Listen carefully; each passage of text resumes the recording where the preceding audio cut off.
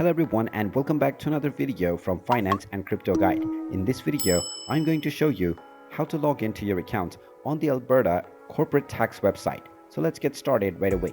First of all, open up your web browser and then in the address bar type in tax.finance.gov.ab.ca and press enter.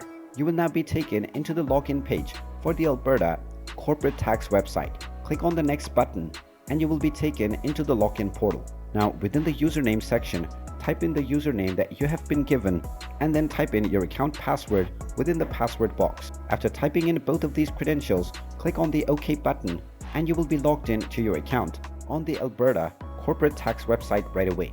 In case you have forgotten your password, then upon clicking on the OK button after entering the wrong password, you will find the option to reset your credentials. You can click on this and you will be allowed to reset your password right away.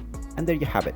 That is how easy it is to log into your Alberta Corporate Tax account. If you find this video helpful, make sure you hit that like button and subscribe to our channel if you haven't done so already. Also ring that notification bell to never miss another update from us. Thank you for watching and I will see you again in the next video.